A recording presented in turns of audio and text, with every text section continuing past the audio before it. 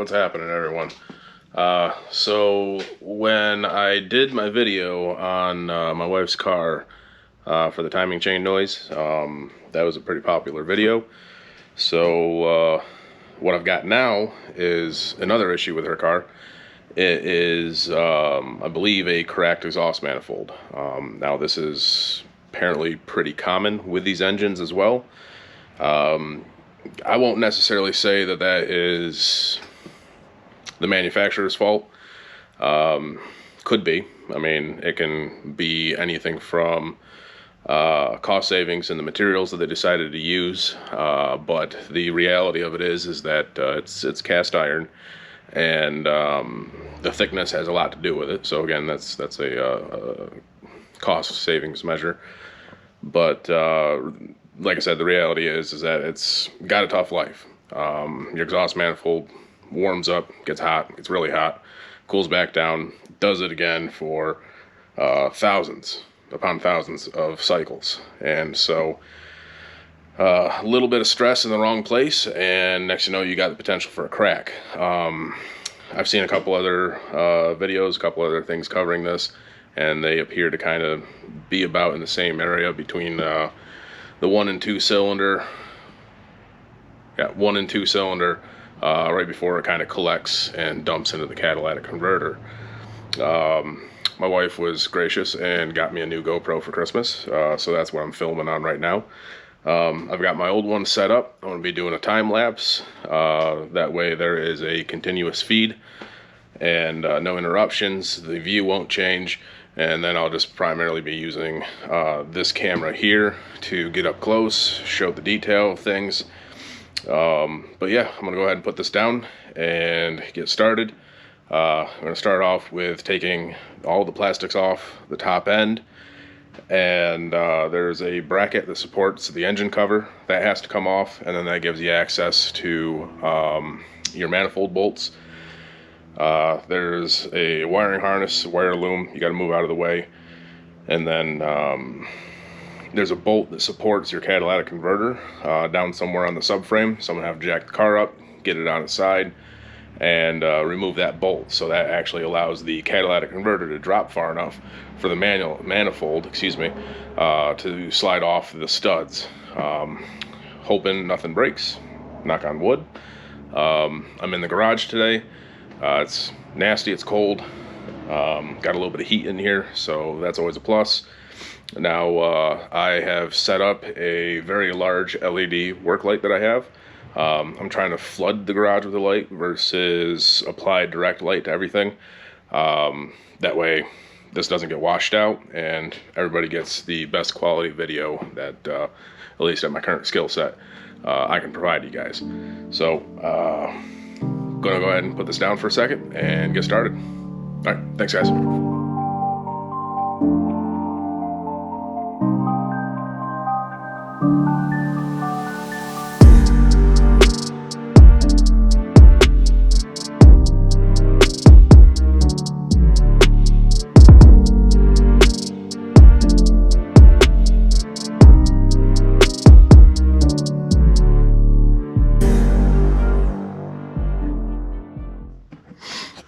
Alright, car's jacked up. We're under here. Here's the exhaust pipe. Got the light shining here. Back like this. That bolt that's lit up right there, that is the one that you need to remove. That supports your exhaust pipe and the weight of the catalytic converter. You remove that bolt, and then whenever you remove the 3 bolts that mount the catalytic converter to the manifold, this little bit of flex pipe here on the exhaust allows this to drop far enough that the studs in the converter clear the manifold, and then the manifold can come right off the backside of the engine. Easy peasy.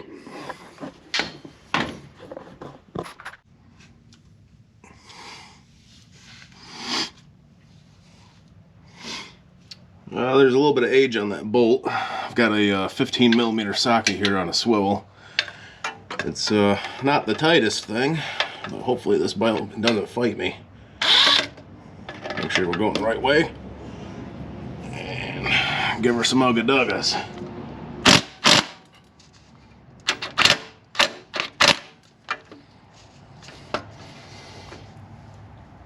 we may have a problem.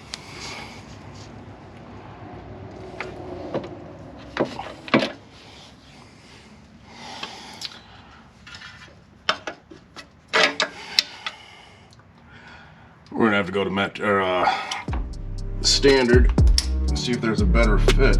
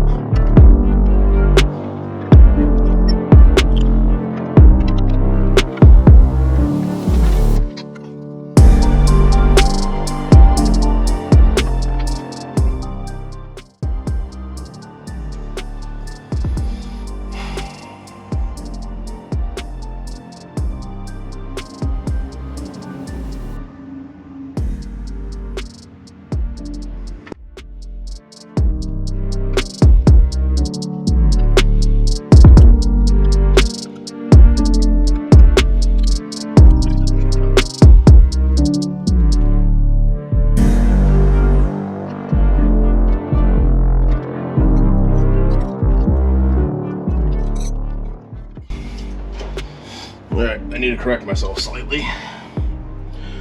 That's not just a bolt, there's a nut on the back side of it. The nut looks like it's in better condition. So if this doesn't work, it's probably gonna be the next step. Just focus on the back side. The nut that actually looks like it might do something.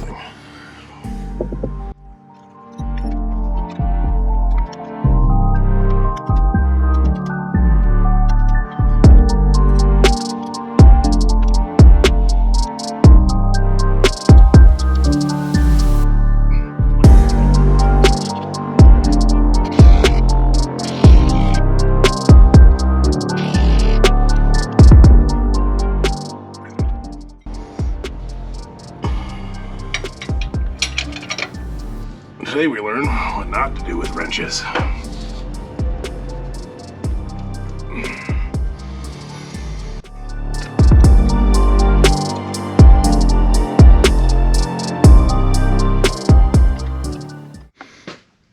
Alright, so that took a lot longer than I had hoped. Had a hammer on, a 9/16 shallow well, because the impact sockets didn't quite have enough flex to really get a good bite on that head. You can see here that that bolt is not in good condition. Took a little bit of heat.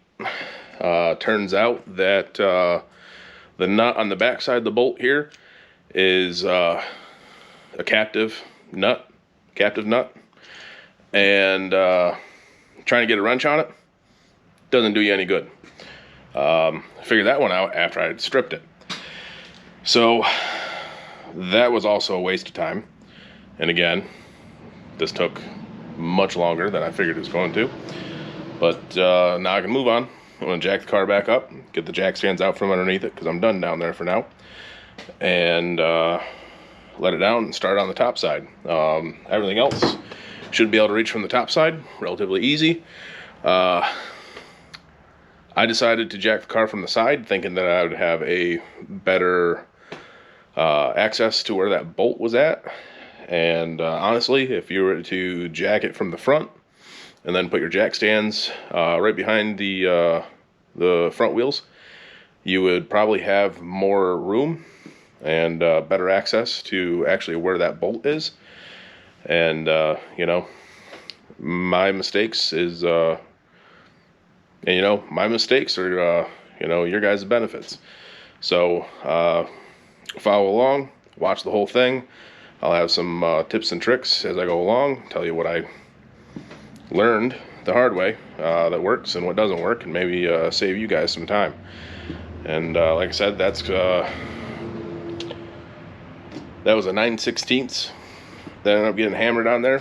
15 fits nicely, but because of the age of the bolt and the heat cycles and the corrosion on it, it's kind of in that in between sizes kind of place. And I definitely didn't want to round that thing off.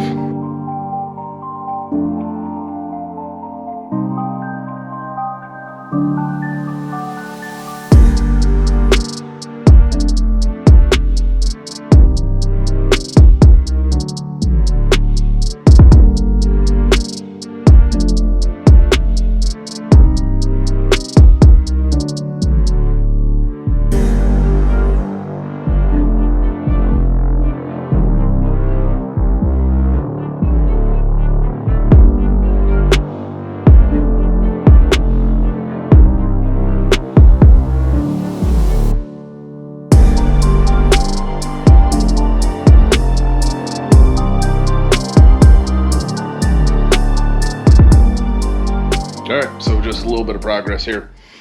Sorry for the light. Alright, now that I'm blind. So, 2 of these bolts hold the support for the engine cover. Oh, wow, that's terrible. Sorry, guys. Let's go ahead and turn that off until I'm done talking. Alright, so 13 millimeter sockets. And now my heat's getting ready to turn on. Oh no. Thankfully.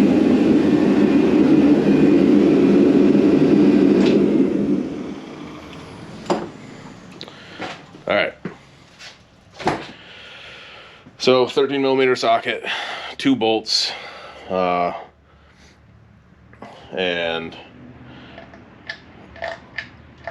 turns out I need that.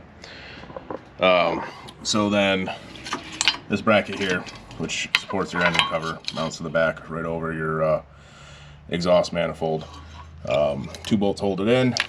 This is your oxygen sensor, your upstream oxygen sensor. There's this little guy right here that locks it, keeps it from coming loose. Kind of has a safety tab. You just pry up on the clip, separate the two, and there's your O2 sensor. So we're going to go ahead and just fold this out of the way. We might just go ahead and remove that. That's going to be in the way. Alright, so then next steps. So you got this heat shield here. There's, I believe, 3 little 10 millimeter, I think they're 10s, retaining screws. So there's one down there. Where are my fingers pointing? Right there. One there. There should be one over here. Right there, where my middle finger's at. So you remove those. Apparently this needs to come out, your O2 sensor needs to come out in order to be able to get this heat shield off. Seeing how I don't have an O2 sensor socket, I'm gonna go ahead and try to get that heat shield off without doing that. So we will see how that goes.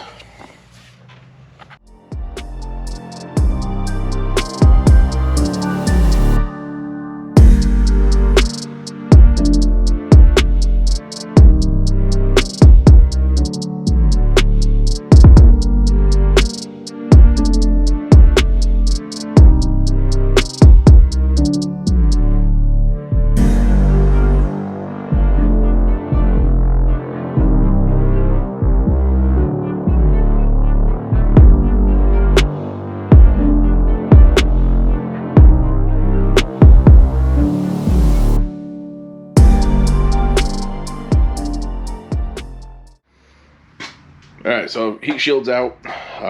You may notice in the time lapse that I went ahead and just cut the O2 sensor.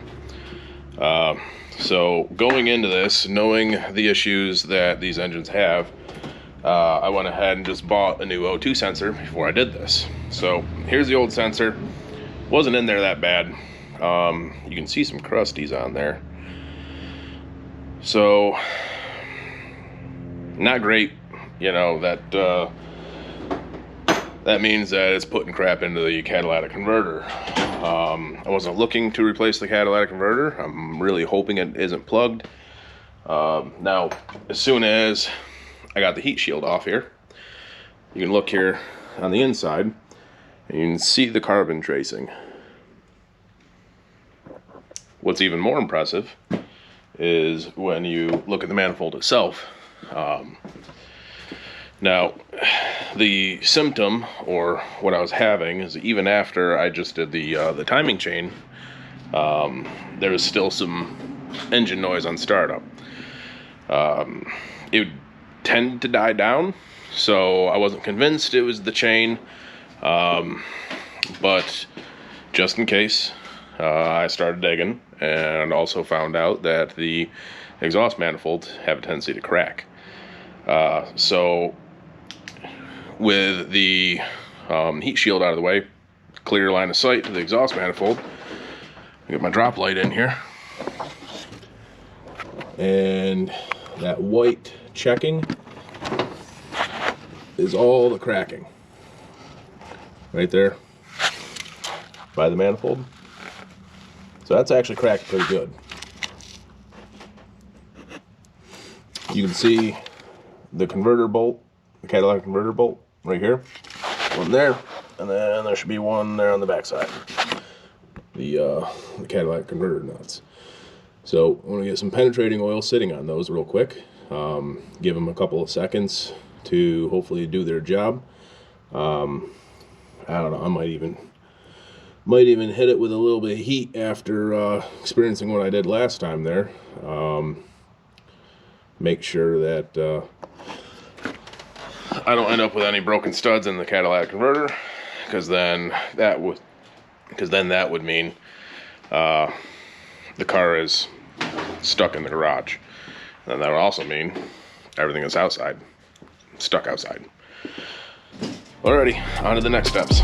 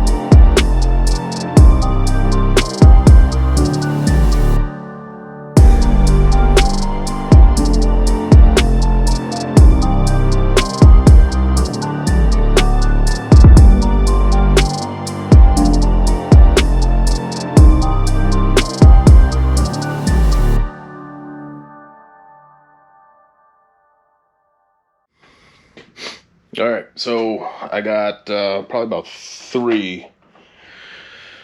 out of the, I believe, 8 manifold nuts off. Oh, let's see here, how many we got? 1, 2, 3. Sorry, 10. I got 3 out of the 10 manifold nuts off. Went ahead and sprayed them down with some WD-40 Specialist penetrating oil. Let them sit for a little bit. Everything's coming apart nice, but a couple of these having a little bit of difficulty reaching. So I went ahead and broke out my topside creeper. I bought this for working on a buddy's truck. I haven't had much of a chance to use it outside of that. I want to say it's got like a 300-pound limit. I know if that's the case, I'm probably pushing the limits on this thing. They do make a quote-unquote XL, like a bigger version of it. It's interesting though, because it doesn't add anything to the actual capacity or the weight of this thing. Now, I will say, though, that if you are a larger framed fellow and you have one of these, or you want to purchase one of these, get you some padding. These are terrible. Yeah, cut into your hips, cut into your legs, your thighs. Last time, I think I laid a moving blanket over this. Really, honestly, even if they came in here and it's 45 this down through here or something. Maybe box this in, it'd be 20 times better, especially for your larger framed fellows. But that means it would cost more to make, cost more for the customer. People like cheap and quick. So anyways, I'm going to go ahead and crawl on top of this thing and hang over the engine and actually get to where I need to get to.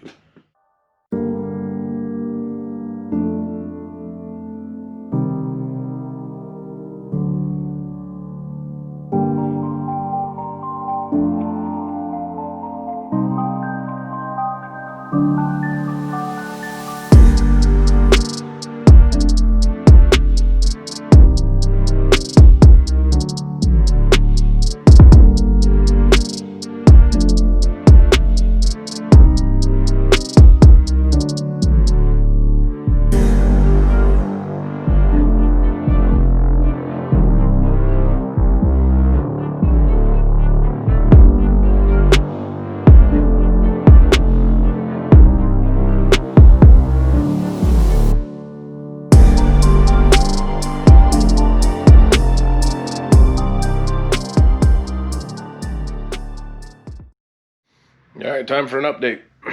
Manifold is out. When I was loosening the hardware on the manifold, the crack shrunk. Oh wow, the lighting's terrible right here, hang on. Alright, so where I loosened the manifold, the crack shrunk. But the crack shrunk because of the expansion points that the manufacturer has made in this design to allow for, not really cracking, but the movement of the manifold as it warms up and cools and etc. to avoid cracks. That gap closed, so that's why my crack went away. So I'm glad I got a picture of it before I started loosening everything, because you look at it now and you almost can't tell. So that gap right there is what closed. It should be a gap similar to that.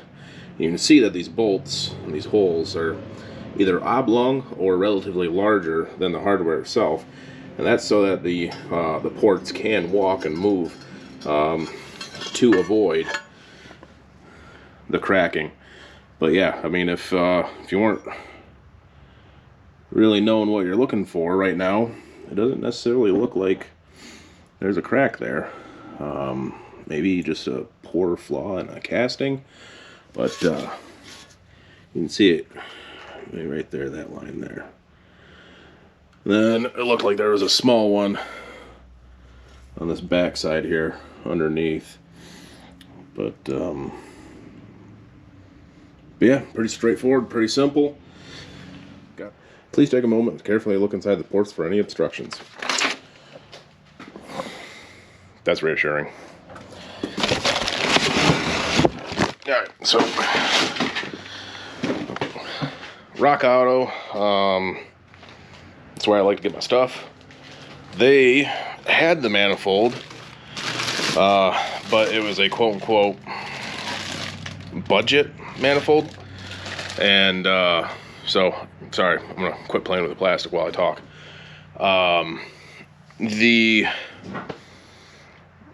The theory behind it is say Dorman, an aftermarket manufacturer, they don't necessarily make parts unless they have identified a defect or a high probability of failure of the manufacturer's equipment. So what Dorman also tends to do, though, is they tend to over-engineer. They tend to correct and fix the manufacturer's mistakes. So when I went shopping for this stuff, I tried to find a Dorman replacement, and Rock Auto didn't have a Dorman replacement. They had their value brands. Well, I'm sure they're fine, and I'm sure this manifold here came from China as well. You can almost guarantee that stuff came from China. So got this one off Amazon. Does that instill much more confidence in China, or not being from China? Not in the least. But it's supposed to be a Dorman part. So, again, like I said, the theory is that Dorman fixes the manufacturer's mistakes. So hopefully, this will be a one and done. So yeah, just going to get it out of the plastic bag real quick. We'll take a closer look at it. Going to set you down. Through the magic of editing, you won't have to worry about that. And flash right back to you as soon as it's open. And boom, just like that, we're back. All right, so yeah, it is definitely a Dorman manifold. The gigantic orange sticker staring in my face tells me so. 674-940. This fits a multitude of vehicles. Supposed to fit some Equinoxes. Basically anything with the 2.4. Make sure it's right for your application. I don't need you yelling at me because I told you that it fits everything, because it doesn't. Alright, so manifold's here, sitting on the top side creeper here just for a visual. You can see that we have a clear open gap there where it had shrunk on the previous one. What I will say is, let's say that port, the actual outlet port might be a little bit smaller. Definitely not as cleanly cast, that's for sure.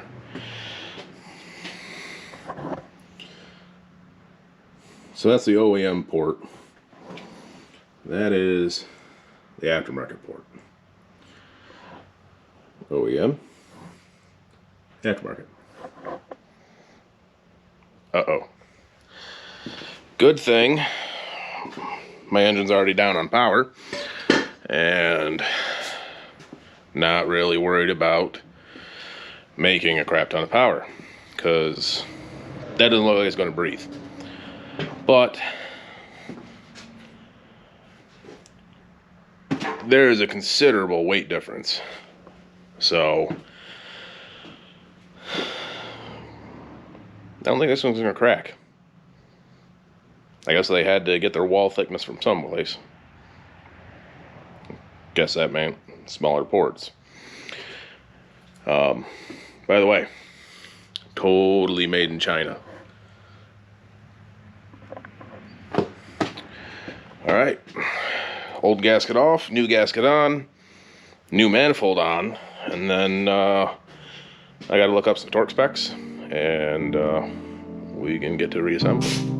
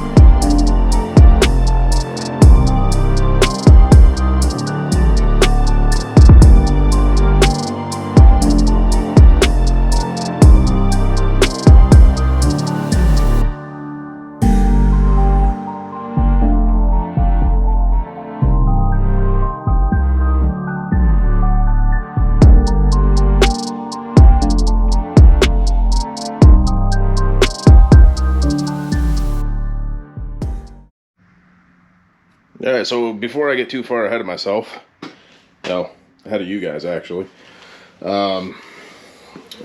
new manifold is in. I've still got some hardware to tighten up. There's two studs right up here at these two runners, these two exhaust runners. Snug those up first, and then there's one smack dab here in the middle. These are the first three you want to tighten up. I started off by just snugging them. That way it seated the manifold, seated the gasket, and then I went ahead and installed the hardware for the catalytic converter and tightened that up. It's got the new crusher ring in it. That feels like it pulled up nicely, nice and even. So now it's just a matter of going down the rest of the runners and tightening up the rest of the hardware. I've got two more nuts to install. Everything else is already threaded on hand tight. But once I get the hardware done, it'll be heat shield back in place. I'll have to go get a O2 socket for the new sensor, because I can't cut that. Small oversight. And that'll be about it. I've seen some guys recommend actually cooking these to reduce oxidization. I guess cast iron has a certain amount of oil, like, suspended in it. So they tend to smoke whenever you first fire them up. And if it's smoking on the outside, it's likely smoking on the inside, and so that's stuff that you don't necessarily want to put through your catalytic converter.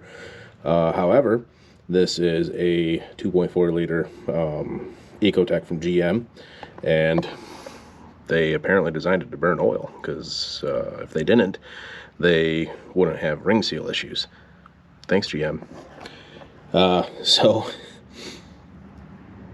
we're just going to send it. And yeah, I don't really see anything negative happening. At least nothing I'll notice while I've got this thing. So yeah, gonna go ahead and set you guys down again and get to torquing.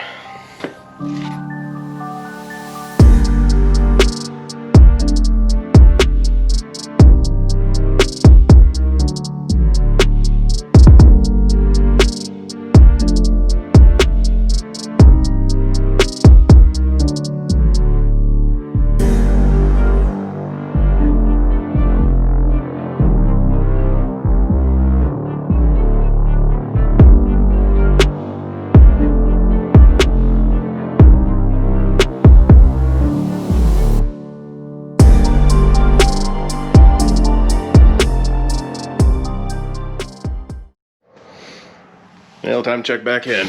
So, heat shield's on. I had to get some washers. Put the washers underneath the new hardware here for the heat shield. Age has gotten the best of this. The aluminum around the original hardware. There's actually like a almost like a steel sleeve, like crushed, so it retains the aluminum. But it was completely gone here and there. The only one that was left was here, but I went ahead and just threw a washer underneath it there. But that's on there nice and tight. So yeah, again, I'll have to get an O2 socket so I can put the new O2 sensor in here. So I'm getting to the point where I just really start buttoning this up. Not much left to do. Again, these are 10 millimeter. The actual manifold nuts were 13 millimeter. I had one nut that felt a little weird over here on this side when I was tightening it up. There were points where it felt like it was tightening, and there were points where it felt like all it was doing was stripping. So I decided to go on the side of caution and called it good. It's nice and tight. Now, probably not quite as tight as the other ones, just because it feels like it's slipping the threads. But yeah, don't want to snap a stud. That would be a bad day. So that pretty much wraps it up as far as the assembly of this thing. I'm going to jack it up, get that that bolt in on the downpipe below the torque catalytic converter that supports that thing, and then whenever the wife gets home with the truck, I'm going to have to, like I said, go get a socket, put that sensor in, and do a couple odds and ends here, assemble the top end of this thing again, you know, the engine cover, intake, airbox, etc. And then it'll be time for firing this thing up and test drive. Wrapping the car up here. Last video there I left off. Pretty much done. Manifold was on, O2 sensor was threaded in, and what was holding me up was the fact that I didn't have an O2 socket. So I went ahead and made a trip to Advance this morning. I got myself the socket here. You can see that it's got the split in the middle, and as long as you don't have to use a super amount of torque, it does pretty well. The bracket in the back for supporting the engine cover, it's back on, and so while I've got everything tore apart, I decided I'd fix one of the oil leaks that developed after we had just got done with the timing chain set.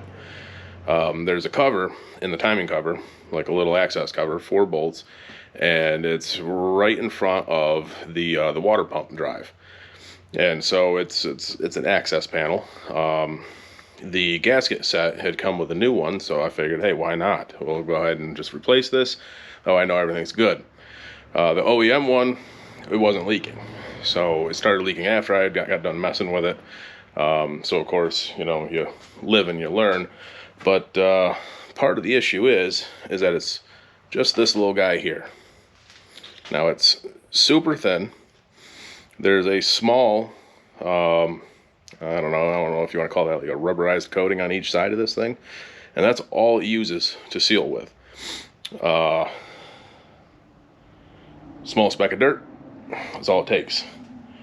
So instead, we used our good old friend here, the Right Stuff, and put a nice even coat around that that cover, and went ahead and got the bolts threaded back in and everything installed. You can see down there that is the cover that I'm talking about there, those 4 little bolts. Made a little bit of a mess under the car, nothing major over time.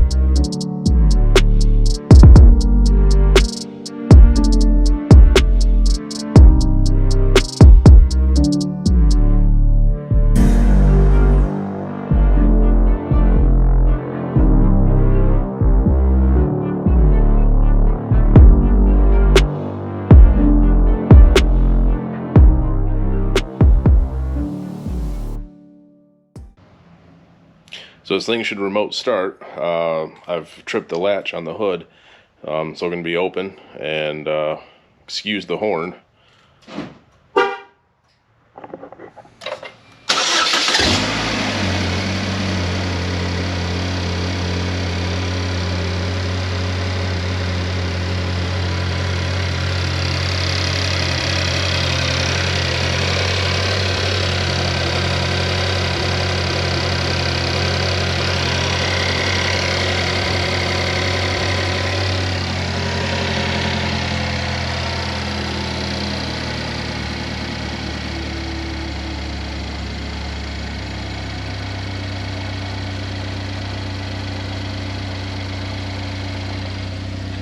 That car hasn't started that quiet in a while. Even after the timing chain replacement, it wasn't anywhere near that quiet.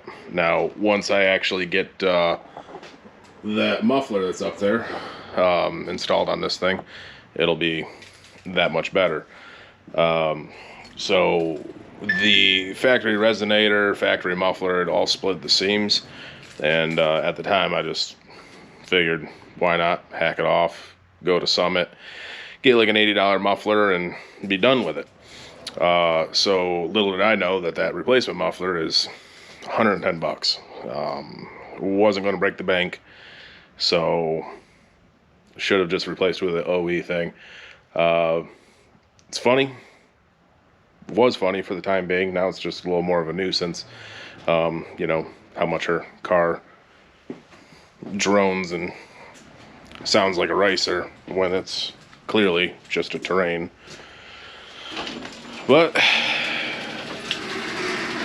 that's that. She's smoky. Definitely filling the garage with some nasty stuff now, so I think that's going to wrap the video up. Thanks for watching, especially if you made it all the way through this. Make sure you drop a comment, you like, you subscribe, keep following this car isn't going anywhere, so I'm sure there's more stuff I'll be doing to it, and I'll bring you guys along the way. All right, appreciate it.